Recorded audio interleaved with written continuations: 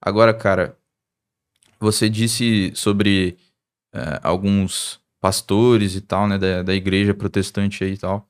Você acha que dá pra generalizar nesse sentido? Não, pelo contrário, cara. Tem muito pastor ali que realmente acredita, que realmente faz um bom trabalho, né? Que realmente tenta ajudar as pessoas. Inclusive lá no canal entram muitos cristãos que quando eu peço ajuda, eles ajudam também as pessoas.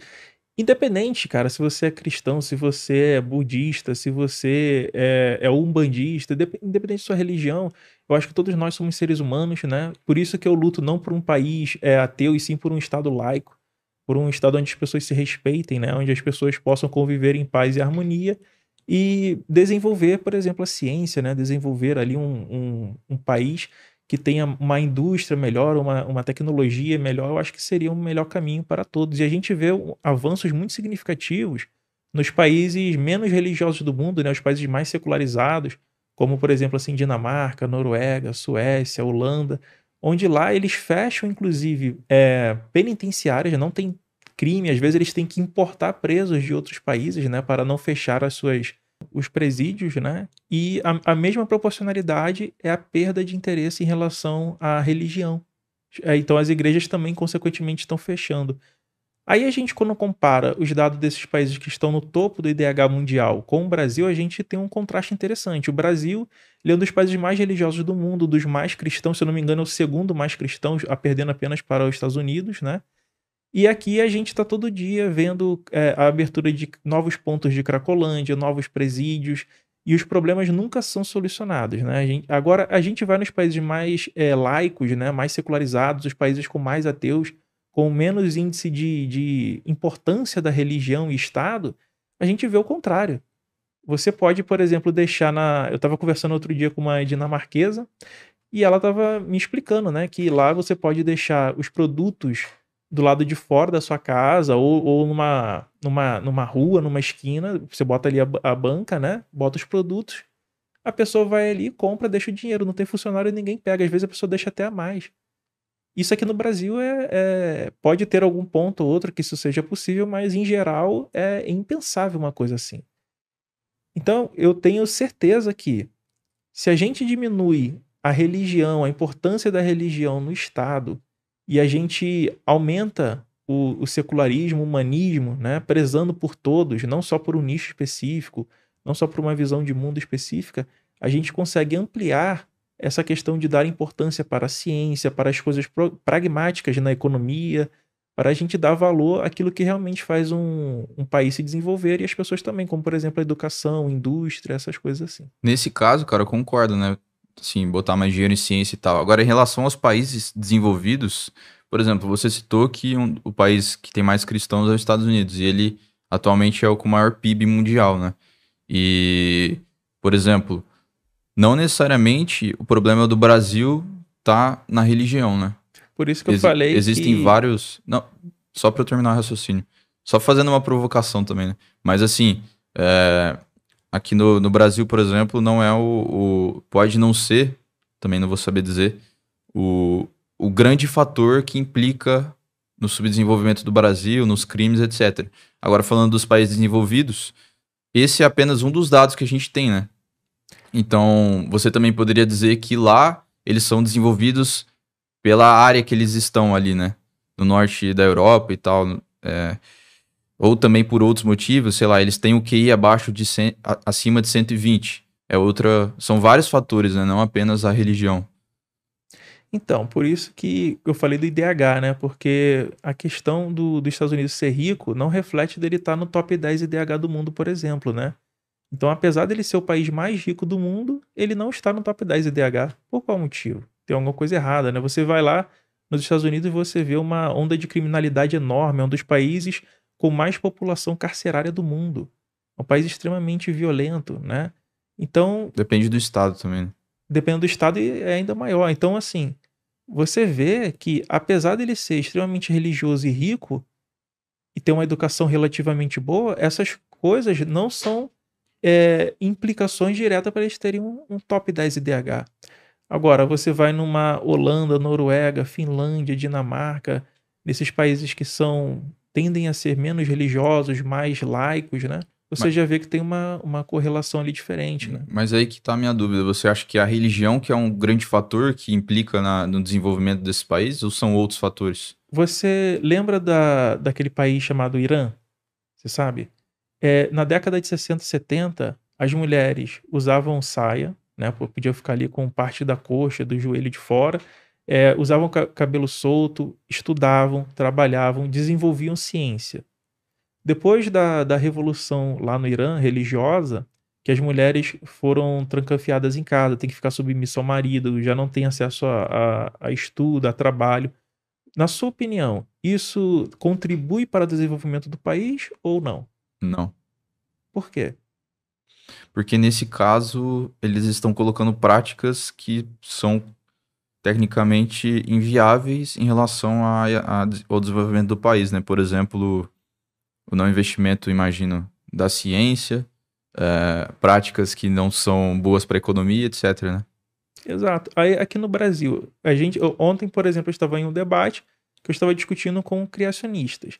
Você acha que, por exemplo, ao invés de um país estar discutindo se o mito bíblico é a melhor explicação para a origem do homem ou do universo, tudo sendo criado pronto em 6.000 anos, coisa que já está há milênios ultrapassado, não seria melhor um país estar lutando para desenvolver tecnologia para chegar na Lua, desenvolvendo tecnologia para fazer um Total. motor de reação nuclear?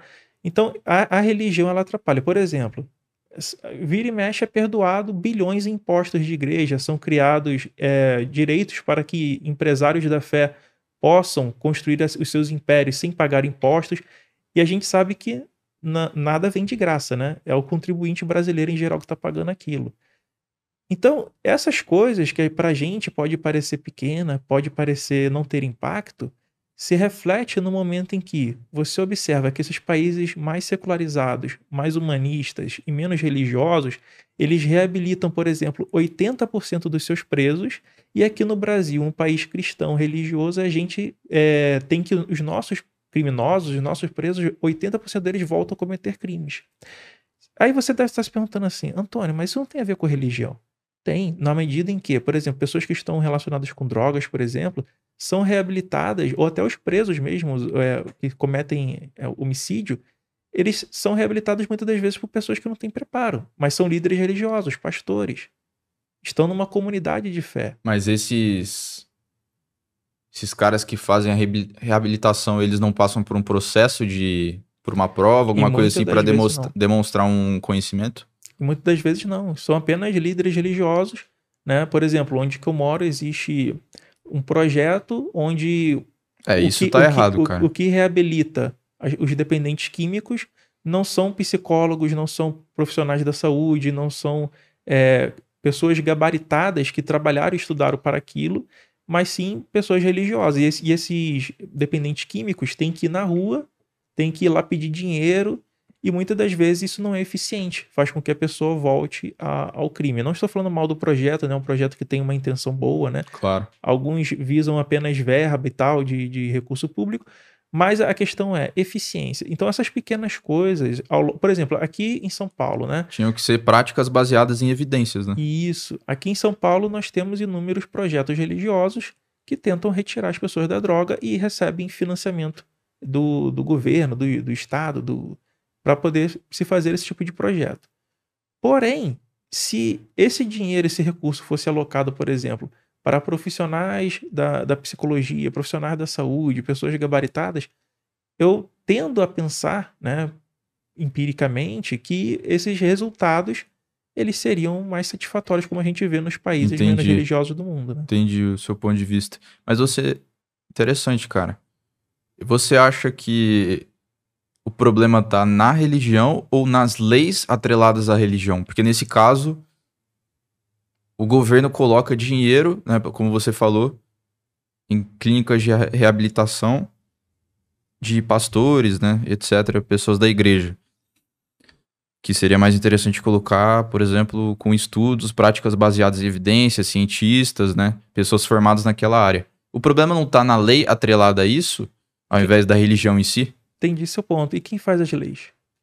Por exemplo, se eu me candidatasse hoje eu como ateu, você acha que eu receberia votos suficientes para entrar como um deputado, ou ganhar uma prefeitura, ou ganhar um governo de algum estado, ou ganhar a presidência como ateu? Você acha que alguém levantando a bandeira do ateísmo, no Brasil com mais de 80, 90% de pessoas, uma pessoa que se declara ateia, falando sobre o Estado laico, né, falando a importância de se defender a ciência, você acha que essa pessoa teria alguma chance hoje de ganhar algum tipo de eleição? Ou tem mais chance e probabilidade de uma pessoa que é um líder religioso, respeitado por milhões de pessoas, visto como um santo imaculado na terra, uma pessoa acima de qualquer suspeita, mesmo que tenha um histórico duvidoso, essa pessoa que é religiosa no nosso país, ela com certeza vai sempre receber mais voto e mais apoio do que uma pessoa que declara não ter fé, não ter crença. E uma pessoa que luta pela ciência. Eu não estou falando que todo religioso é assim, que não luta pela ciência. Pelo contrário, tem muitos religiosos que lutam pela ciência. Muitos cientistas famosos foram cristãos, foram Uhum. religiosos.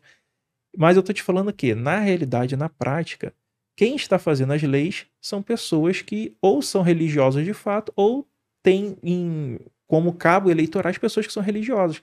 Porque na religião, você só tem que comprar uma pessoa, que é Uhum. o líder religioso. Comprando o líder religioso, ou tendo o apoio dele sem ser comprado, você consegue milhões de votos, milhões de pessoas te apoiando ali na base. Então, na prática, quando a gente fala de criação de lei, são leis que muitas das vezes não visam questões práticas da sociedade, questões práticas do dia a dia, mas visam sim interesses pessoais. São muitas das vezes práticas para você poder eh, afrouxar, por exemplo, a penalidade que um político iria receber. Sobre essas questões políticas, caras, eu penso que não adianta eu votar no fulano ou no Beltrano. A gente teria que ter uma reforma política no Brasil, porque se a gente continuar assim, nada vai mudar, porque não somos nós que escolhemos quem a gente pode votar. Se eu quiser, por exemplo, Você vota num selecionado ali número de exatamente, num candidatos. conchavo. Por exemplo, se eu quiser agora me candidatar, eu não consigo. Eu tenho que depender de um partido e o partido me colocar ali. Então, até eu participar de uma eleição, o partido eu tenho que estar de acordo com aquele partido, com aquela visão, e às vezes não são partidos que refletem o meu pensamento. Você acha que hoje no Brasil tem algum partido que vai refletir os interesses de um Estado laico, de um Estado pró-ciência? Você poderia criar o seu, né? Mas olha a dificuldade, o entrame que é isso, né? E depois, muitas das vezes, esses partidos, a pessoa sozinha ela não consegue controlar. Entra corrupção, entra tudo isso. Tem Então jogo de interesse. teria que ter uma manifestação popular para que, através desse, como teve, por exemplo, protestos em 2013, não sei se você lembra, que essa comunidade da população, não estou falando de revolução armada, não estou falando nada disso, não. Estou falando de protesto dentro das vias democráticas para que cada político tivesse que cumprir obrigações. Por exemplo, hoje, para você entrar na Petrobras, você tem que fazer concurso público, você tem que estudar, fazer uma prova, e às vezes, para você ser presidente do Brasil, você pode falar um português errado, né? Você às vezes não tem nenhum tipo de formação assim que seja adequada para o cargo, às vezes as pessoas não sabem mal falar o português e muito menos um outro idioma.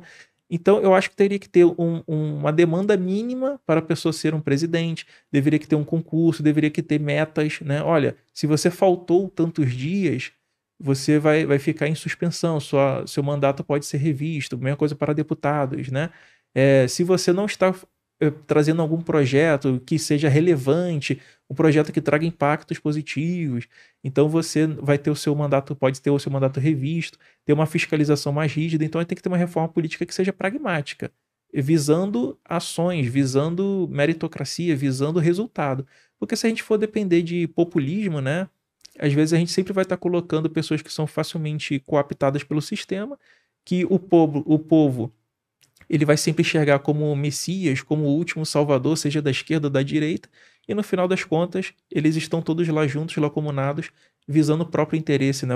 Visando o enriquecimento próprio, aumentando a dívida do país e nunca solucionando os problemas do Brasil na prática. E nesses países desenvolvidos que você citou, Noruega, Dinamarca, etc., como que funciona o processo ali da relação entre a religião e a ciência e também a religião e a criação das leis, por exemplo?